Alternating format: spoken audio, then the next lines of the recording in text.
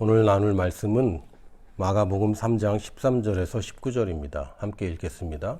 또 산에 오르사 자기가 원하는 자들을 부르시니 나아온지라. 이에 12를 세우셨으니 이는 자기와 함께 있게 하시고 또 보내사 전도도 하며 귀신을 내쫓는 권능도 가지게 하려 하심이로라.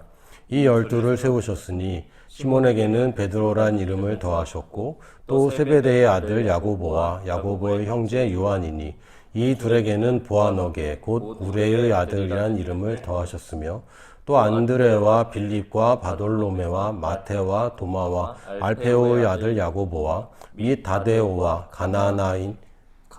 가나안인 시몬이며 또 가룟 유다니 이는 예수를 판 자더라. 아멘. 우리가 제자 삼는다라고 얘기할 때 제자 삼는 것을 이렇게 가르쳐서 될 일은 사실은 아니에요. 제자 교육이나 또는 뭐 제자 훈련, 뭐 여러 가지 다양한 여러 가지 방향들도 있고 프로그램도 있지만 사실 예수님께서 하신 건 어떤 커리큘럼을 가지고 제자를 만드는 3년 반 과정, 기초 과정 뭐 이렇게 하신 건 아니고 그냥 3년 반 동안 그들을 제자 삼는 것을 보여주셨죠. 그래서 제자를 삼는다라고 할 때 가장 먼저 중요한 것을 꼽으라 하면 사실은 먼저 누군가의 제자가 되는 것입니다.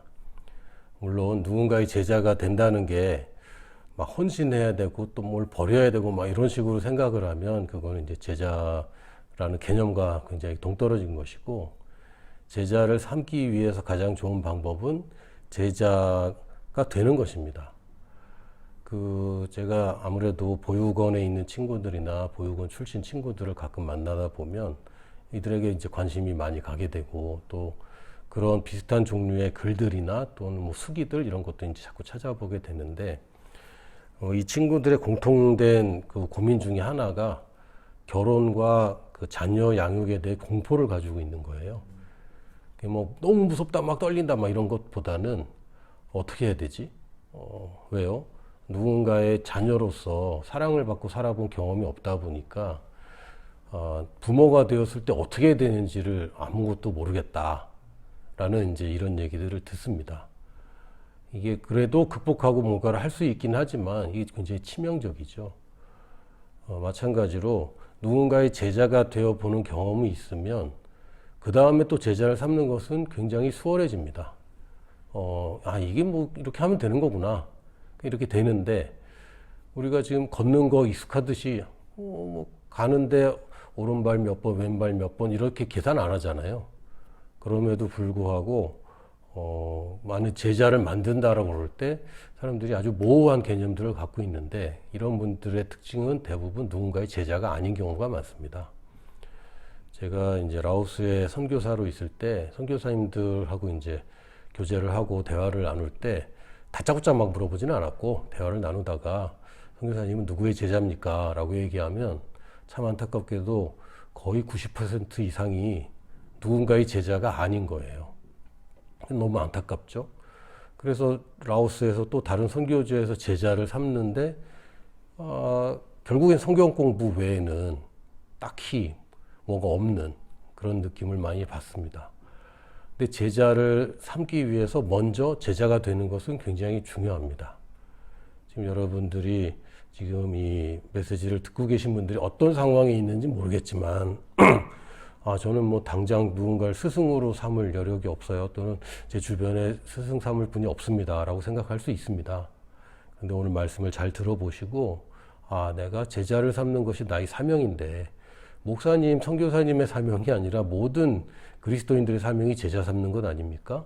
근데 그러기 위해서는 내가 지금 제자를 삼는 것에 굉장히 어려움이 있다면, 내가 누군가의 제자가 되는 것을 놓치고 있지 않은가 한번 살펴봐야 됩니다.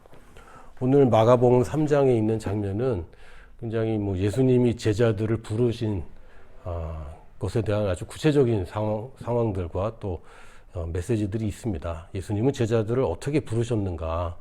예수님의 제자들은 첫 번째는 특이해요. 그 당시에 예수님 따르는 사람들이 이미 있었거든요. 예수님이 이제 기적도 일어나고 병고침도 일어나고 또 메시지를 들어보니까 이거는 지금까지 들어본 메시지가 아닌데, 그러다 보니까 이제 사람들이 따르기 시작했고, 그럼 제자를 만든다라고 할 때는 우리들은 어떻게든 사람들을 많이 모아서 제자를 삼는다라는 생각을 할 수 있는데, 예수님은 좀 다르셨어요. 초창기부터 제자를 뽑으셨고, 따르는 사람들이 있을 때 산에 가서 뽑으셨어요. 산에는 많이 안 가겠죠, 아무래도. 그러니까 따르는 사람들이 있는데, 그 따르는 사람들이 좀 덜 따라오게 해놓고선 뽑는 느낌? 그러니까 필터링 하는 느낌? 그래서 예수님이 어딜 가든지 따라오는 사람들로 제자를 삼으셨습니다. 그냥 1차적인 예선이 뭐라 그러지? 예선이라고 그러면 좀 그렇고, 가장 기초적인 커트라인이 뭐냐면, 예수님이 어딜 가든 따라오는 사람, 잔치집에 가도 따라가고, 마을에 가도 따라오고, 그리고 산에는 사실 별게 없거든요. 한국처럼 산 하면은 뭐 숲이 있고 막 열매가 있고 막 이런 산들이라기보다는 이 이스라엘 지역의 그 대부분의 산들이 그렇게 나무들이 많지가 않고요. 좀 척박한 부분입니다. 그리고 산에는 뭐 없어요. 우리처럼 이렇게 길이 좋은 산들도 아니고 굉장히 거칩니다. 길 자체도. 그런데 예수님이 산에 가시는데 뭐하러 그렇게 가는지 모르겠지만 산에까지 따라가는 사람들, 굳이 산에 오르사 자기가 원하는 자들을 부르시는데 나오는 사람들, 부르심에 응답하는 사람들. 첫 번째는 예수님을 따르는 사람들이고, 그냥 따라만 다니는 사람들로는 제자가 될 수 없습니다. 부르심에 응답하고 부르심에 한 발짝 내딛는 사람들. 제가 만나본 청년들, 청소년들, 뭐 어른들도 부르심이 무엇인지, 부르심의 소망 막 이런 거 막 기도하고 그러는데 한 발짝 나가지를 않아요. 그러면 결국엔 인도받을 수가 없습니다. 그러니까 부르심이라는 게 막연하더라도 지금 내 앞에 당장 부르신 것을 먼저 한 발짝 내디딜 때 제자된 삶을 살게 됩니다. 그리고 이에 12를 세우셨다. 세우심을 입은 사람들. 예수님을 따라다니고 부르심을 위해 가지만 결국은 예수님이 세우심을 주십니다. 그러니까 제자 사역을 잘 해야 세우시는 게 아니라 먼저 세우고 주님이 일을 맡기십니다. 여러분들이 나는 아직 세우심을 못 받았어 라고 생각하는 것은 굉장히 치명적인 오류입니다. 함께 보좌에 함께 앉히셨다라고 했고 함께 올리셨다고 되어 있습니다. 모든 크리스찬은 부르심과 세우심을 입은 사람들인데, 근데 왜 제자의 삶을 살지 못하냐면 그걸 망각하고 그것을 오해하고 모르고 있기 때문에 그렇습니다. 12명만 이렇게 뽑은 것이 아니라 결국 저희의 인생도 이 12명을 뽑고 세우신 그 세우심으로 가게 되어 있습니다. 근데 그 목적을 또 얘기하셨어요. 이는 자기와 함께 있게 하시는 것, 그리스도와 동행하는 것, 그리스도의 임재를 삶에 누리는 것. 이것도 굉장히 중요하고 심오한 주제이기 때문에 오늘은 짧게 그냥 나누기만 하겠습니다. 예수님과 함께 사는 겁니다. 함께 있는 것이 제자의 가장 키포인트입니다. 예수님이 어떤 프로그램, 커리큘럼 없다고 말씀드렸죠. 중요한 건 뭡니까? 그냥 같이 사는 겁니다. 예전에 어떤 선교단체 대표께서 그 어떤 모임에서 이런 얘기를 하셨어요. 아주 그 강력한 얘기라, 저는 제 얘기가 아니라 그분의 얘기입니다. 제가 그렇게 얘기했다 그러면 좀 곤란할 수 있어요. 왜냐하면 좀 굉장히 극단적인 얘기를 하셨거든요. 교회에서 하는 모든 프로그램들은, 교회에서 모든 하는 행사들은 목사가 제자들과 살지 않기 때문에 그래서 하는 것들이다 라고 아주 단호하게 말씀을 하시는데 꽤 공감을 했습니다. 만약에 예수님처럼 교회 목사님들마다 제자들 12명씩 데리고 다니고 살고 한다면 그러면 지금 교회들이 지금과 같지는 않을 것 같아요. 굉장히 강력한 교회들, 그리고 작고 강력한 교회들이 더 많아지지 않았을까라고 생각이 듭니다. 지금 많은 대형 교회들, 작은 교회들은 점점 없어지는 추세고 대형 교회들은 더 많아지는 추세일 겁니다. 왜 자꾸 사람들이 거기 갑니까? 제자가 되기는 싫은 사람들. 예수님을 믿고 그걸 배신할 수는 없고 신앙생활은 해야 되겠는데 그 능동적이고 주도적으로 신앙생활을 하는 게 아니라 수동적으로 여전히 어린 양에 머물고 싶은 사람들, 이런 사람들이 대형 교회의 맨 뒷자리 혹은 온라인 예배를 차지하고 있는 것이 지금 현대 한국의 실정입니다. 그런데 만약에 목사들이 또는 선교사들이나 사역자들이 정말 제자들을 먹고 자고 하면서 데리고 산다. 이렇게 하는 선교단체들이 몇 군데 있습니다.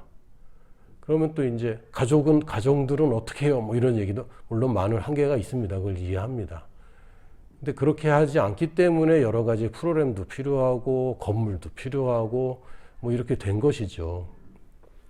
그런데 예수님께서 하신 방법은 물론 예수님의 제자 만드는 과정은 3년 반으로 딱 정해져 있었고 굉장히 짧은 기간, 뭐 길다면 길 수 있지만 짧은 훈련 기간이 필요했고 예수님께서 하신 방법은 함께 있는 것입니다.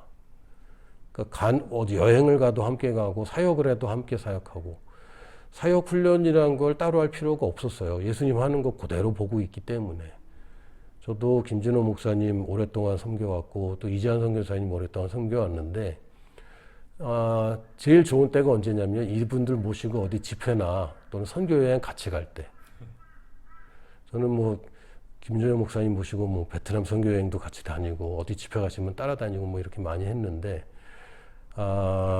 목사님이 집회 가시면은 뭘 말씀하시냐면 가장 중요한 메시지, 가장 기본적인 메시지, 맨날 하는 메시지를 또 하십니다. 그러면 그걸 또 듣고 있는 거죠. 근데 이거 반복적으로 듣는 것이 굉장히 중요합니다.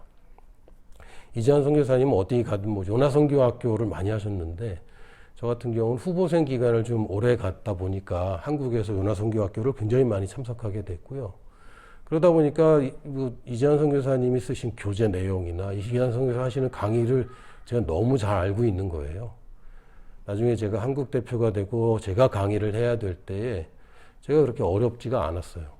그럼 뭐 일부러 외우고 강의 준비하고 할 게 아니라 이재한 선교사님 하신 거 제가 여러 번 들었거든요. 똑같은 메시지를 여러 번 듣는 것. 근데 함께 있는 사람들의 특징입니다. 이 제자들이 예수님을 따라서 마을과 마을을 다닐 때 예수님이 이쪽 마을에서는 1번 설교하고 저쪽 마을에서는 2번 설교하고 그럴 것 같지 않습니다.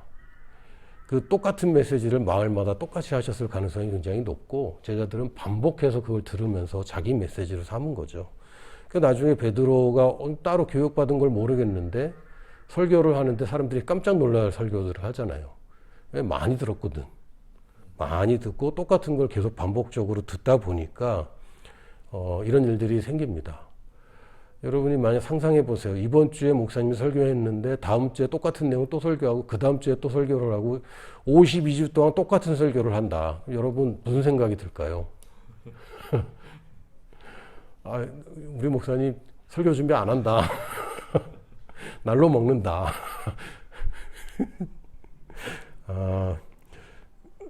저희 선생님들도 보니까 그렇게 많이 준비를 안 하시더라고요. 왜? 메시지 많이 했거든. 많이 했는데 뭘 또 준비합니까? 근데 많이 들은 사람도 또 많이 준비 안 해도 됩니다. 그래서 설렁설렁 하는 것 같은데 핵심 메시지들은 늘 동일한데 그런데 여러분이 만약에 이 목사님을 섬기는 비서가 되었다. 그럼 이분이 어딜 가든 똑같은 메시지를 하는데 그거 가지고 목사님이 설교 준비 안 한다 이러진 않거든요. 이게 굉장히 다릅니다. 그래서 우리가 매주 다른 메시지들로 다양한 메시지를 듣는 것도 중요하지만 근데 그걸로는 부족해요. 왜냐하면 그거는 그냥 제가 이것도 하고 저것도 하고 하면서 제 빈틈을 막아주는 입장이지만 저의 근육을 키우고 메시지가 확립되는 것은 반복해서 들어야 됩니다. 반복해서 듣는 것이 굉장히 중요합니다.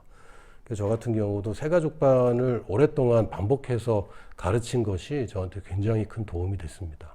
반복해서 뭔가를 하는 것은 중요한데 그러려면 함께 있는 것이 꼭 굉장히 좋죠. 그리고 계속해서 또 뭘 하셨냐면 보내사 전도도 하며 보냈을 때 가는 사람들 보냈는데 안 가는 사람들 많습니다. 만약에 보냈는데 모든 성도들이 갔다면 그 세계 복음화는 끝났을 거예요. 근데 안 끝난 거 보니까 안 간 사람들 꽤 있는 거죠. 2000년이 지나도록 안 끝난 거면 문제가 있는 거 아닙니까? 사도 바울 같은 경우는 자기가 이 사람이 얼마나 돌아다녔습니까? 근데 모든 성도들이 사도 바울만큼은 아니더라도 사도 바울의 10분의 1만큼만 돌아갔어도 세계복음화 뭐 100년 안에 200년 안에 끝나지 않았을까 싶습니다. 근데 2000년이나 늘어진 걸 보면 안 간 거예요. 누군가가 안 갔고 여러분이 꼭 뭐 나라를 바꿔서 간다는 게 보다는 여러분 직장을 다니지만 직장에 보내심을 안 입었다면 똑같이 가는 것인데 어떤 사람들은 벌어먹으려고 좀 어감이 이상한데 먹고 살려고 직장에 가는 사람이 있고요. 어떤 사람들은 하나님의 보내심이 이 직장이기 때문에 가는 사람들이 있습니다. 이 보내심을 입은 사람들은 제자의 삶을 사는 것이고 먹고 살기에 가는 사람들은 하나님을 나쁘게 얘기하면 하나님을 이용하거나 하나님의 공급만을 바라고 있는 수동적인 크리스찬입니다. 그리고 뭘 합니까? 가서 뭐 합니까? 전도, 복음을 전하는 것. 여러분, 여러분의 사명은 가서 복음을 전하는 것입니까? 아니면 영혼을 구원하는 것입니까? 복음을 전하는 것입니다. 영혼 구원은 우리가 원하는 바이긴 하지만 영혼 구원은 여러분 책임은 아닙니다. 우리가 영혼 구원이 책임이라면 어떻게든 그 사람 꼬셔야 되고 설득해야 되고 뭔가 다른 걸로 유인하고 유혹해야 되겠죠. 영혼을 구원하려면 어떻게든 영접시키려고 애를 써야 됩니다. 근데 우리의 사명은 복음을 전하는 것이고요. 그 사람이 구원받고 안 구원받고는 첫 번째는 그 사람 책임인 것이지 우리 책임이 아닙니다. 두 번째는 그건 성령님이 하시는 일이지 우리가 할 수 있는 일이 아닙니다. 만약에 여러분이 누군가를 설득해서 구원받을 수 있게 한다면 어쩌면 여러분도 설득당한 거 아닙니까? 여러분이 성령으로 인해서 내가 이 영접을 한 것이 그래서 굉장히 헷갈린다면 왜 그렇게 됐을까요? 누군가가 설득했을지도 모릅니다. 또 나는 설득당했다고 생각할지도 모르고 또 설득해야 된다고 생각할 수 있는데 성경은 그렇게 얘기하지 않습니다. 우리 가르치는 일도 당연히 필요합니다. 그러나 복음을 전하는 것은 소식을 전하는 것이고요. 그 소식에 반응하는 것, 안 하는 것은 일단 제 손을 떠나는 것입니다. 그건 우리가 걱정할 일이 아닌 거예요. 그래서 우리는 복음 전하는 것에 집중하는 것이지 영혼을 구원하는 것에 집중하다 보면 자꾸 복음을 타협하게 됩니다. 왜? 이 사람이 영접을 안 하면 굉장히 골치 아픈 일이 되고 우리가 실패한 것이 되기 때문에 우리의 성공은요, 복음을 전했느냐 안 전했냐지 이 사람이 영접했느냐 안 했느냐는 우리의 성공의 기준이 아닙니다. 이러면 이제 우리가 마음껏 복음 전할 수 있는 거죠. 저는 복음 전했는데 실패했어요. 아니, 복음 전한 것 자체가 성공이에요. 여러분이 기준을 잘 세우시기 바랍니다. 그리고 귀신을 내쫓는 권능도 가지게 하려고 저희들을 제자로 부르셨는데 당연히 뭐 귀신을 쫓아내는 것은 당연히 포함된 것이고 이것은 능력을 행하는 것입니다. 여러분의 삶에 있는 문제들 참 선하고 참 말씀도 잘 알고 성경 묵상하고 그렇게 교회에 충성하고 그런데 능력은 없다. 이거는 제자로 하나님의 부르신 목적에서 뭔가가 결여되어 있는 상태입니다. 예수님이 참 착하고 선하시고 참 말씀 묵상하시고 그런데 병든 자들을 고치진 못하고 위로하고 귀신들을 있는 사람들을 참 사랑했는데 내쫓진 못하고 가난하고 굶주린 사람들을 참 긍휼히 여기셨지만 떡과 물고기를 불어나게 하지 못하고 풍랑에 막 죽을 것 같은 사람들을 참 안타깝게 여기셨지만 무리를 걸어서 가서 구원하지 못했다면 그거는 그냥 선한 사람이죠. 어쩌면 거룩한 사람일 수는 있습니다. 그러나 그분이 우리가 믿는 온 세상의 구주이신 분은 아닌 거예요. 그래서 우리가 제자로서 살고 있는가 할 때 내 삶에 있는 문제들이 그냥 나의 힘이나 누군가의 어떤 그 방법이나 이런 것이 아니라 하나님의 능력으로 내가 말씀을 믿음으로 이것들을 해결하고 있는가. 여러분이 그거를 해결하고 있다면 여러분 제자의 길을 가는 것이고 그것과 관심이 없다면 오늘 이후에는 여러분이 이것도 포함되는 거구나 라고 분명히 알으셔야 됩니다. 자, 예수님은 그렇게 제자들을 삼으시고 또 뽑으시고 그들에게 이런 목적으로 제자들을 부르셨습니다. 근데 우리는 예수님의 제자입니까? 사람의 제자입니까? 이거 뭐 어떻게 말하냐에 따라서 둘 다 맞기도 하고 한쪽이 맞기도 합니다. 물론 우리가 다 예수님의 제자입니다. 그러나 예수님이 제자들로 하여금 또 제자를 삼으라고 명령하셨는데 결국은 우리가 사람을 통하지 않고 제자가 되는 법은 없어요. 그래서 누군가의 사람의 제자가 되지 않으면서 예수님의 제자로 살겠다고 하는 것은 굉장히 위험한 일이고요. 간혹가다 성공할 수 있지만 거의 도박에 가까운 일입니다. 그것은 절대로 성경에서 권유하고 있는 방식이 아닙니다. 그래서 성경에 나와 있는 사람들, 우리가 믿음의 선진들이라고 하는 사람들 보면 그냥 하루아침에 어디서 뚝 떨어진 사람들이 아니고요. 결국 뭐 그런 분들도 가끔 있지만 결국 그런 분들이 또 제자를 삼는 내용들이 꼭 나와 있습니다. 예를 들면 모세 같은 사람 보면 뭐 특별히 사람한테 뭐 이렇게 말씀을 배우거나 뭐 그런 것 같지는 않아요. 하나님으로부터 직통 계시를 받았는데 결국 모세가 여호수아와 갈렙 같은 그런 제자들을 키우는 것, 그게 계승되는 것을 우리가 보게 되고, 엘리야 같은 사람도 어디서 뭐 툭 떨어진 것 같긴 하지만 또 엘리사를 키우는 장면이 꼭 나옵니다. 그래서 이것은 사람이 사람을 제자 삼는 것에 초점을 맞추는 것이지, 어떤 사람도 우리가 왜 사람의 제자니 예수님의 제자일 뿐이다 라고 얘기할 수는 있습니다. 그거는 나는 누구 제자야 나는 누구 제자 하면서 그 파가 갈릴 때 그럴 때 얘기하는 것이지, 여러분들이 나는 예수님의 제자이므로 나는 뭐 내 스승이 없어도 된다라고 하는 건 여러분이 선생님 없이 독학으로 초등학교부터 대학교까지 독학으로 다 독파하겠다라고 하는 일부 천재들이나 할 수 있는 얘기를 교만하게 하는 얘기들입니다. 우리 겸손할 필요가 있습니다. 우리는 더 배워야 되고요. 또 누군가의 코치가 꼭 필요한 사람들입니다. 또 제자들은 또 제자들을 어떻게 만들었나 보면 사도행전에 보면 사도행전 6장 1절에서 6절을 보면 이 12제자들이 또 사람을 세우는 것을 볼 수 있습니다. 이 12제자들이 사람들이 이제 부활 오순절 이후에 사람들이 계속 불어나기 때문에 결국에는 이제 사역에 굉장히 큰 어려움을 겪게 됩니다. 그때 제자가 더 많아졌는데 헬라파 유대인들이 자기의 과부들이 매일의 구제에 빠짐으로 히브리파 사람을 원망하니, 이 당시에 유대에 있던 사람들과 유월절과 오순절 때 그 디아스포라 해외에 있는 그 국외에 있는 교포들, 이분들이 이제 예루살렘에 왔는데 거기서 오순절날 빵 터지잖아요. 그러니까 이분들이 안 돌아가고 계속 있는 겁니다. 근데 이분들은 뭐 친척 집에 그렇게 뭐 머물거나 또 천막 치고 뭐 살거나 뭐 이런 분들인데, 진리를 발견했으니까 그냥 돌아갈 수가 없는 거죠. 근데 문제가 뭐냐면 이분들이 헬라의 이제 헬라파라고 이제 보통 얘기하는데 이방에 살던 사람들이고 디아스포라기 때문에 모든 소식이 전해지거나 하는데 그 당시 뭐 휴대폰이 있습니까? 아무것도 없잖아요. 사람과 사람으로 전해지는데 언제 우리가 점심 식사한다, 언제 공짜로 우리 다 뭐 같이 식사한다, 이런 정보들이 특히 이 구제가 필요한 과부들 같은 경우는 뭐 누가 먹여 살릴 방법이 없는데 이분들은 참 그 먹는 것까지 신경을 써야 되는데 이분들한테 손이 잘 안 가는 거예요. 이 네트워크가 다르다 보니까 유대인들 네트워크와 이 디아스포라 네트워크가 다를 수밖에 없죠.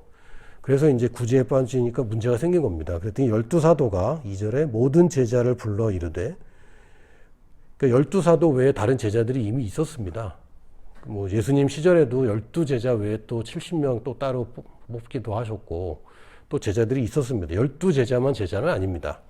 제자들을 불러 이르되 우리가 하나님의 말씀을 제쳐놓고 접대를 일삼는 것이 마땅하지 아니하니, 형제들아 너희 가운데서 성령과 지혜가 충만하여 칭찬받는 사람 7을 택하라.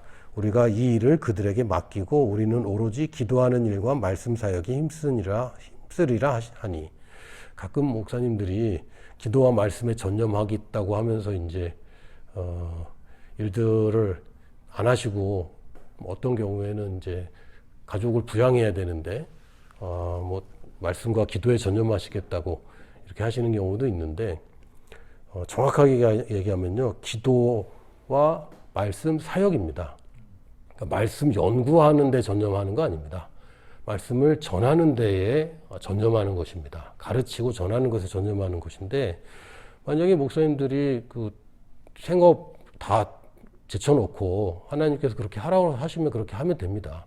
그런데 예배당에 계속 머물면서 기도하고 말씀 연구하는 데만 집중하는 것은 이 적어도 이 사도행전 6장에 나온 말씀은 아닙니다. 만약에 전임사역으로 부르셨으면 기도하고 나가서 말씀을 전해야죠. 그래서 사도들이 전념한 것은 기도와 말씀 전하는 것입니다. 말씀 연구하는 것에 전념했다는 얘기는 없습니다. 말씀 사역에 힘쓰리라 하면서 집사님들을 뽑았는데 온 무리가 이 말을 기뻐하여 성도들이 들으니까 맞는 좋은 얘기죠. 기뻐하여 믿음과 성령이 충만한 사람 스데반과 또 빌립과 브로고로와 니가노르와 디몬과 바메나와 유대교에 입교했던 안디옥 사람 니골라를 택하여 사도들 앞에 세우니 사도들이 기도하고 그들에게 안수하니라. 이 7명의 특징은 뭡니까? 주 목적이 헬라파 과부들에게 밥을 먹이는 것입니다. 근데 어떤 사람을 보냐면 믿음과 성령이 충만한 사람을 뽑는 거예요. 어떤 경우에 사람들이 믿음과 성령이 충만하면 이런 허드렛 일이라고 할까? 사도들이 더 중요한 일에 집중하기 위해서 이런 거는 다른 사람 맡겨야지 하는 일에 이런 일을 맡는 것에 어떠면은 좀 자존심 상할지도 모릅니다. 근데 성경은 그렇게 얘기하고 있어요. 성경대로 하는 겁니다. 성경대로 하면 사도들이 요구한 것은 성령과 지혜가 충만한 사람. 근데 뽑은 사람들은 믿음과 성령이 충만한 사람.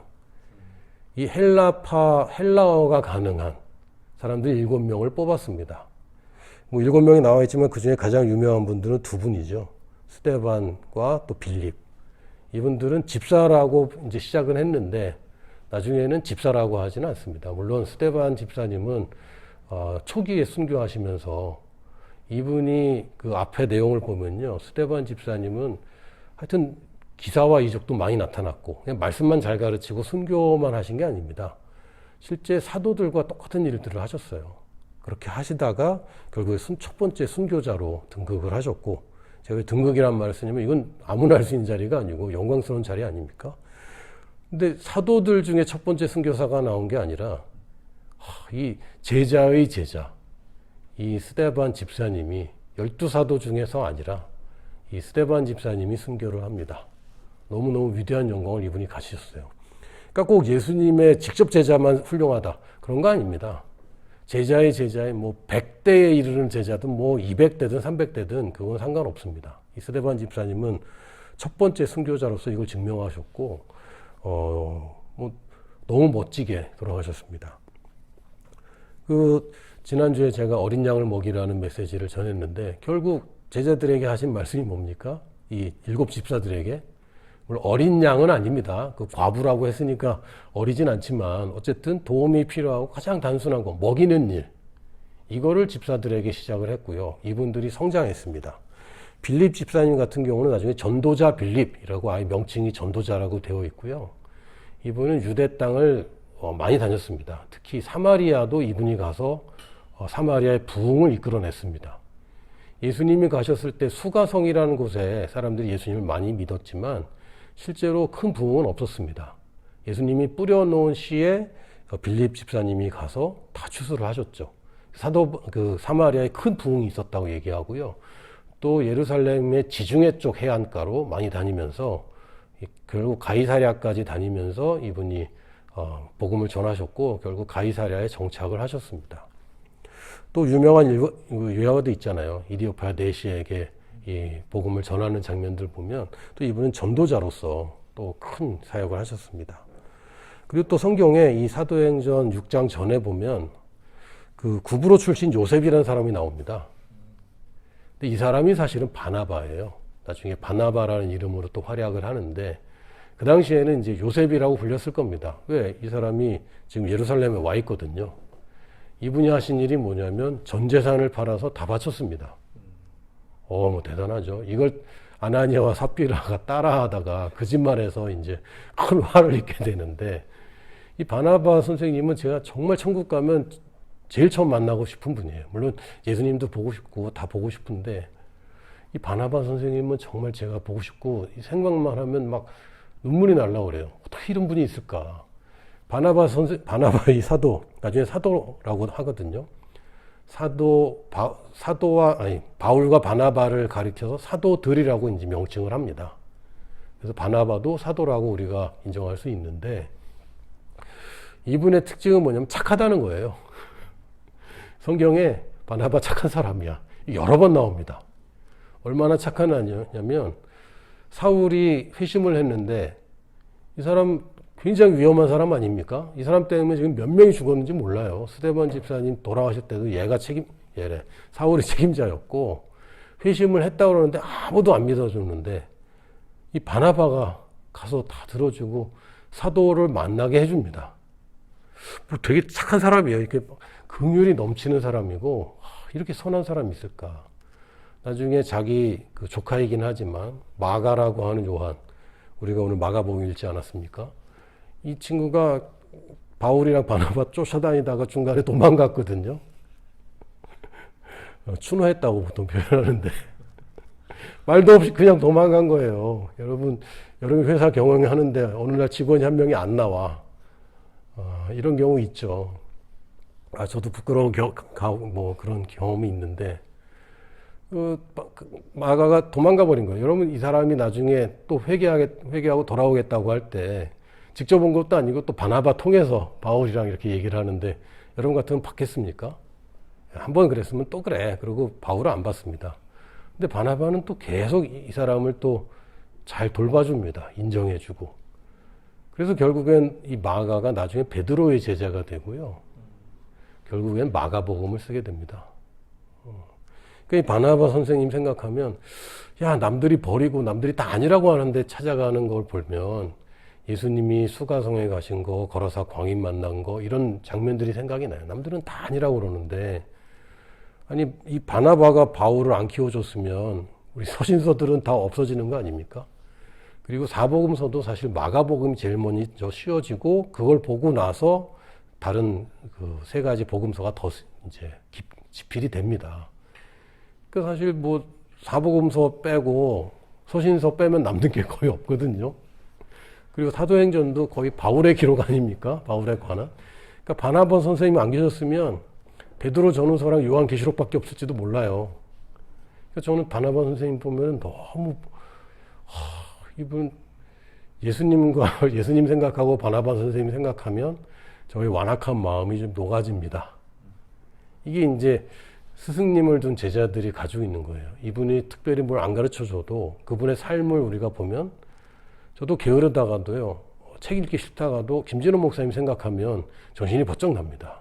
제가 아는 김진호 목사님은 계단을 하나씩 올라간 적이 없어.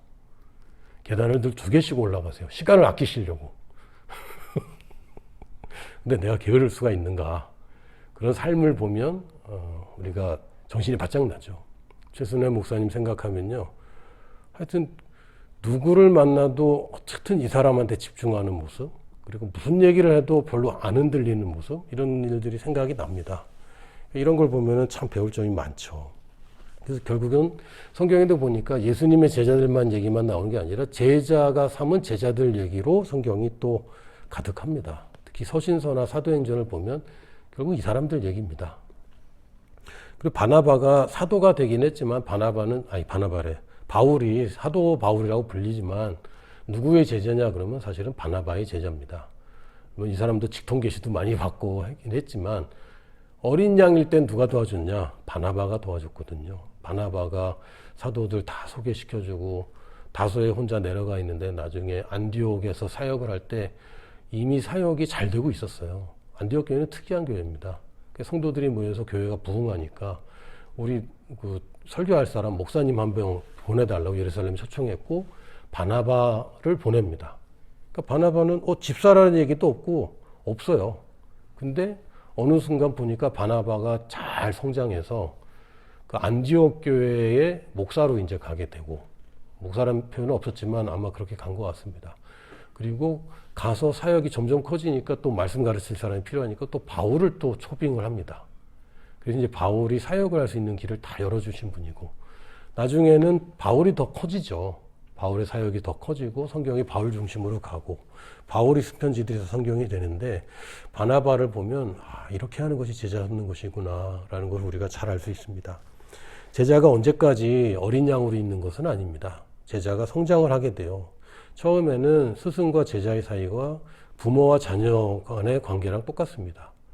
그냥 까나래기 키우는 것처럼 처음에는 이 시절이 언제 갈까라는 생각도 사실 들기도 하고 얘는 왜 이렇게 안 될까 이런 생각도 들지만 우리 모든 부모들이 소망하는 것은 우리 자녀들이 아빠보다, 엄마보다 더 크게 성장하는 것, 더 훌륭하게 자라는 것, 아빠와 엄마의 한계를 뛰어넘는 것, 이걸 다 바라죠. 그래 성장하다 보면요, 이제는 동역자가 됩니다. 아직 뭐 저 같은 경우는 저희 자녀들이 아직 성인이 되지는 않았습니다. 큰애가 주민등록증 발급만 받았지 아직은 철들지는 않았어요. 그런데 점점 동역자가 되는 것은 맞습니다. 예전에는 제가 라오스에서 한국으로 귀국할 때 생각이 나거든요. 그때 6식구가 6년 반을 라오스에 살던 짐들을 다 정리하고 이제 한국에 안식년으로 들어오는데 가방이 20개가 있었어요. 근데 가방이 20개인데 막내는 갓난애기라 이제 아내가 다 돌봐야 되고 또 하다 보니까 애들 챙기는 것과 가방 20개를 나르는 거는 제 책임인 거죠. 그래서 애들한테도 가방 조그만 걸 다 들렸습니다. 자기들 기저귀는 자기들이 들도록 이렇게 했지만 어쨌든 제가 대부분 할 수밖에 없었어요. 지금 이사하면요, 일단 아들 둘이 큰 힘이 됩니다. 애들이 이제는 키는 거의 저랑 비슷하고요. 힘도 거의 저랑 비슷한 수준이 됐습니다. 이제 동역자가 되는 거죠. 이게 자연의 섭리 아닙니까? 제자를 키우다 보면 제자가 조금씩 동역자로 성장합니다. 그러다가 이게 어느 순간에 역전이 돼요. 역전이 되면 우리 뭐 고사성어 중에 청출어람, 청어람 이런 얘기가 있는데 이 쪽에서 파란색이 나오지만 쪽보단 파란색이 더 파란 거죠. 마찬가지로 우리가 제자들에게 원하는 것은 나보다 더 훌륭한 제자로 가는 것까지 우리는 원합니다. 이 성경에서 말하는 바고 바울과 바나바를 보면 딱 가장 좋은 그림입니다. 그래서 내가 제자들을 키운다는 건 지금은 어린 양을 먹이는 거지만 이 제자가 결국 나를 능가하고 나보다 더 큰 일을 하고 그러면 이제 내가 제자를 섬기는 쪽으로 가게 됩니다. 이가 우리가 바라보는 가장 좋은 그림은 이것입니다. 한국교회의 고질적인 것 중에 하나가 뭐냐면 제자가 스승을 뛰어넘을 때 스승님들이 굉장히 위기를 느끼는 거예요. 이거 곤란한 거죠. 왜 그러냐면 제자를 자꾸 그 제자를 제자 맨 밑에서만 두는 것도 문제지만 내가 나보다 능가할 제자가 있을 때 싹을 죽인다고 그래야 되나? 이런 경우들이 꽤 있어요. 꽤 있어서 능력이 있는 사람들이 보냄받는 게 아니라 내쫓임을 받는 요셉의 고난과 같은 고난을 받는 유능한 사역자들을 가끔 봅니다. 근데 이거는 성경적이지 않아요. 굉장히 성경적이지 않고 뭘 잘하는 교회도 있고 굉장히 부족한 교회도 있을 거지만 한 번 제자라고 영원한 제자다. 그건 뭐 어느 면에서 맞습니다. 내가 키웠기 때문에 한 번 부모인데 나중에 얘가 내 부모가 되는 건 아니에요. 그렇죠? 근데 나는 언젠가는 은퇴하고요. 우리 아이들을 나의 자녀를 위해서 내가 서포트해 줄 경우가 생기게 됩니다. 그게 원래 건강한 거예요. 그리고 내 밑에 계속 두는 것은 좋은 그림이 아닙니다. 그래서 예수님 어떻게 하셨습니까? 보냈죠. 12제자들이 이 집사님들과 이런 분들을 다 나중에 보냈습니다. 예루살렘에 그러니까 스데반도 그렇고 빌립도 그렇고 예루살렘에 머물던 사람들이 아닙니다. 맨날 밥 나눠주고 떡 나눠주던 일만 한 게 아니에요. 결국은 보냄을 받아서 갔고 바나바도 갔고 바울도 더 갔고 이게 원래 맞는 그림입니다. 그래야 더 크게 되는 거죠. 우리가 아이들을 내가 가르칠 때도 있지만 결국은 학교를 보내고 또 학교에서 더 상급 학교로 보내고 하는 것처럼 보내는 일을 제대로 안 하면 이 제자들이 크는데 굉장히 한계를 느끼게 됩니다. 큰 나무 밑에 있는 작은 나무는 결국은 큰 나무보다 못 크게 돼 있어요. 어떻게 됩니까? 그 씨를 멀리 보내줘야 됩니다. 그리고 결국엔 내가 언제까지 이걸 해야 되느냐? 결국은 끝이 옵니다. 그러니까 여러분 안심하시고 어린 양을 먹이기 시작했는데 여러분 어린 양을 먹일 때에 주님은 위대하시죠. 그러므로 주님의 제자가 될 이 사람도 위대한 제자가 될 것을 우리가 꿈꾸는 것입니다. 적어도 나보다 더 큰 일을 할 사람.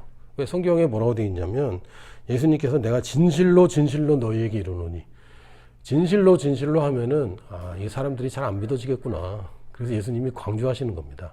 야, 이거 진짜야. 밑줄 거라. 2번 거라.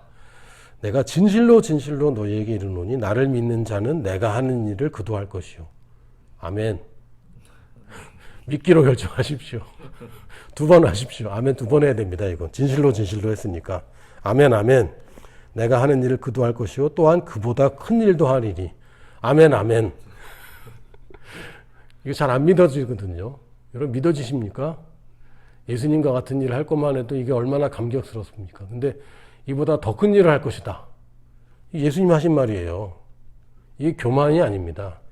이거를 믿어야 예수님을 믿는 것이고 또 내 제자도 이걸 할 거라고 믿어줘야 됩니다. 아무도 안 믿어도 한 사람 믿어주는 게 누굽니까?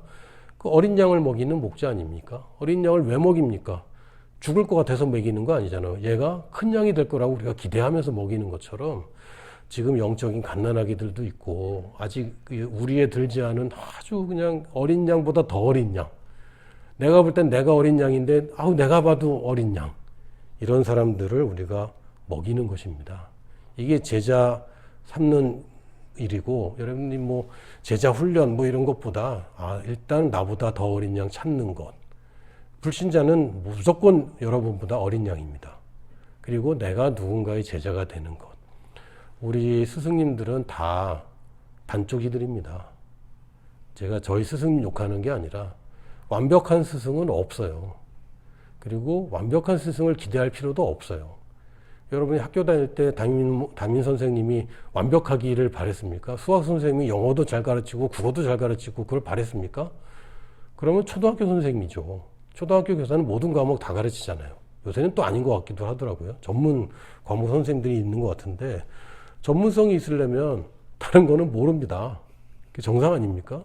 병원을 가더라도 여러분 어디로 갑니까? 전문 과목이 있는 데로 가잖아요. 마찬가지로 여러분이 섬겨야 될 스승님이 모든 과목에 다 잘하는 분이 아닙니다. 근데 지금 현재 하나님이 주신 권위로서 여러분이 누구의 셀 리더 밑에 있든 누구의 목사님을 섬기고 있든 간에 그분께 배울 게 있고요. 그분께 잘 배우고 나면 여러분은 또 다른 스승으로 인도받을 수 있습니다. 그러니까 그거 걱정하지 마시고 또 그게 아니더라도 여러분 보냄받을 것을 준비하는 제자들이기 때문에 언제까지 여러분 어린 양으로 있겠습니까? 그렇진 않잖아요. 여러분이 섬기는 스승들 또 목사님이나 또 셀리더든 간에 영적 권위자의 앞에서 여러분이 배울 것들을 겸손하게 배우십시오. 여러분이 그들의 제자가 되기로 마음을 먹으세요. 누구의 제자가 되는 것 굉장히 중요할 것 같지만 더 중요한 것은 제자가 되느냐 안 되느냐입니다. 누구의 제자든 여러분 비교하지 마시고 저 가끔 보면은 다 김진호 목사님 제자래. 근데 그거 아니에요. 그거 굉장히 잘못된 생각입니다. 여러분이 섬기는 부목사님의 제자가 되는 것이고 전도사님의 제자가 되는 것이고 셀리더의 제자가 먼저 되는 겁니다. 그거를 모르면 여러분이 제자가 되는 것에 지금 뭐가 안 되고 있는 거예요. 제가 그 본교회 다닐 때 또는 나중에 본교회 성도 만날 때 자기는 김진호 목사님 제자라고 얘기를 하거든요. 근데 이분이 일주일에 몇 번이나 김진호 목사님 만나냐? 안 만나요. 설교만 듣고 있는 거지. 그러면서 제자라고 얘기한다면 그건 잘못된 겁니다. 여러분 삶을 다루고 여러분의 직장생활, 가정생활까지 누군가 멘토링을 해주고 그분이 부족할지라도 그분에게 여러분이 털어놓는 순간 여러분은 이미 다루심을 받고 있는 겁니다.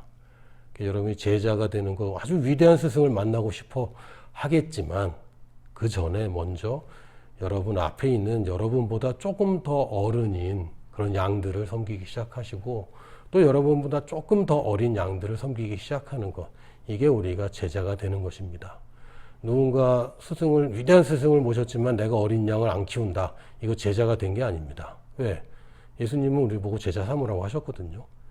그러니까 내가 누군가의 제자가 된다는 건 또 내가 누군가를 제자 삼는 것까지 포함하는 일입니다. 여러분이 먼저 제자가 되십시오. 그러면 여러분이 제자 삼는 것에 큰 어려움이 없이 자연스럽게 여러분은 번식하고 생육하고 번식하고 풍성하게 되는 삶을 누리게 될 것입니다. 아멘.